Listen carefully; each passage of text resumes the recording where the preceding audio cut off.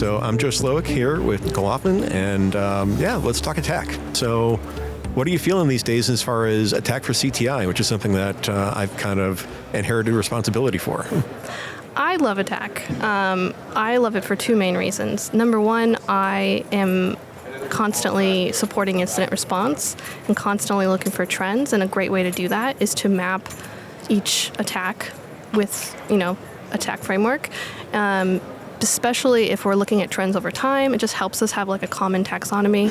The other reason why is I think it's a great education source. Like if I am threat hunting and I'm not really sure if what I'm seeing is malicious or not malicious, sometimes I can just kind of go on the attack website, like it's a Google, my own personal and see like, oh, if I see this type of technique, what could be happening, and then what to look for, who might be using it.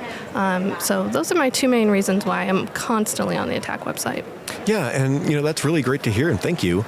It also creates a tension in that from an attack standpoint is that, especially looking at the cyber threat intelligence objects within attack, so groups, software, campaigns, and so forth, is that I desperately want to make sure that that's up to date and inclusive of everything out there that simply matters. So like it becomes essentially like for us older folks or whatever who remember the web back in the day when Yahoo indexed things manually or whatever, like this is the landing page that if you want to figure out like what is an APT33 versus a scattered spider versus a whatever, and looking for a vendor neutral resource that has at least a starting point or an initial reference point for what that is.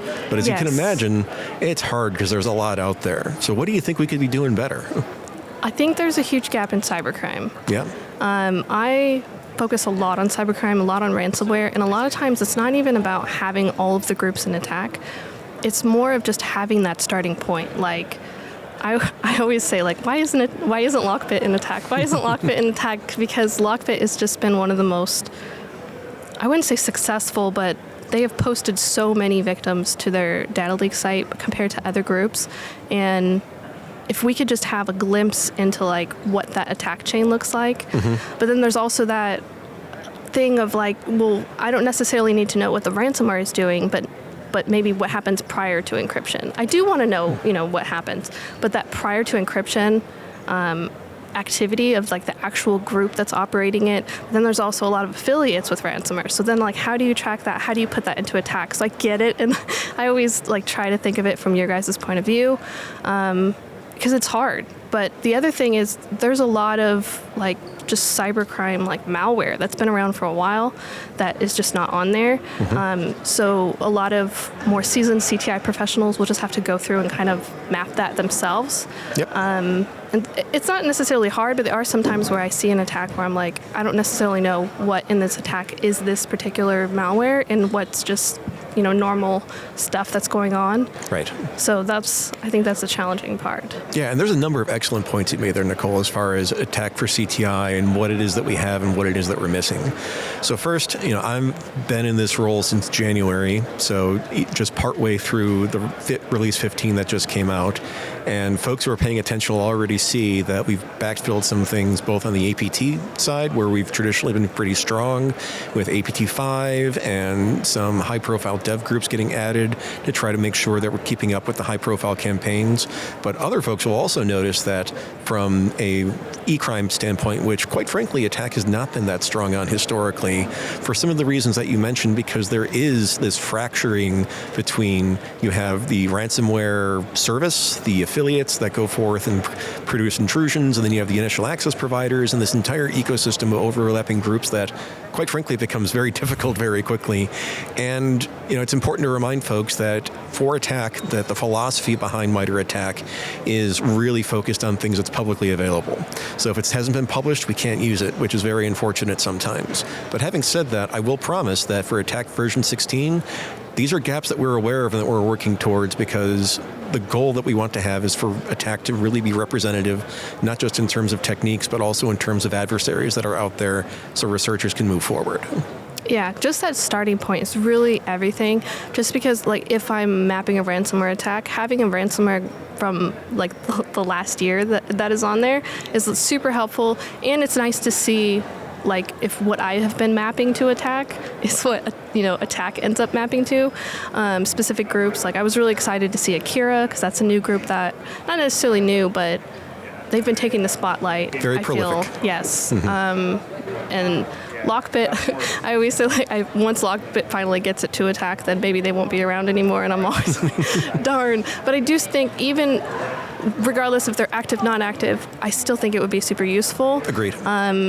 But I was also excited to see things like Sockghoulish made it on there, and some of the other malware. Darkgate made it on there. Darkgate, yeah, that was another good one. There's a lot of loaders that are, especially with the Quackbot, being active, maybe not be active.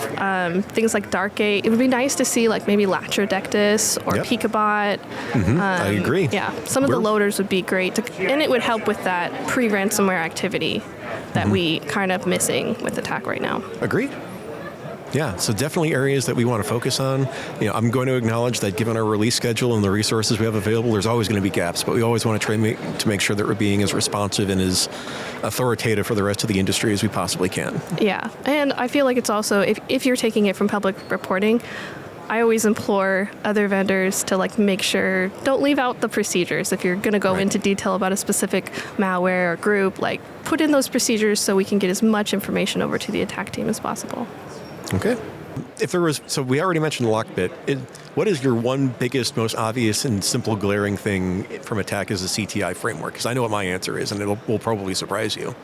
So I think the biggest thing is that there's a lot of people who are not on the attack train. Like I am very much on the attack train. Attack's one of the reasons why I'm actually in CTI. Okay. And I feel like everyone always thinks about it from a detection standpoint instead of an educational tool and a tool for threat tracking. Because I'm not necessarily concerned, like in my specific role, how to, have detection for every single attack. Yes, that's important, but I'm more concerned with like how is specific groups doing it? How do I track this over time? How do I identify if something is new or something's been going on? Or how do I determine if it's something that's just a procedural change or an actual technique change? Yeah. So that's my big thing is like, I feel like a lot of people are like, oh, I'm not sure about attack, but it's like, how are you actually using it though? Because if you're just thinking about it from a detection standpoint, there's so many different facets of how you can use attack. Completely agree. Thank you very much for your time. Attack is certainly an evolving item, framework, and we do our best in order to put the things in there. Certainly this gap analysis and trying to make sure that e-crime is more representative of reality is something that we're working on, and I always encourage folks, it's difficult sometimes to keep up with everything that we get, but those community contributions really keep things alive and send a strong demand signal for just what it is folks are focusing on and what it is that we are missing and can usefully add in to the framework.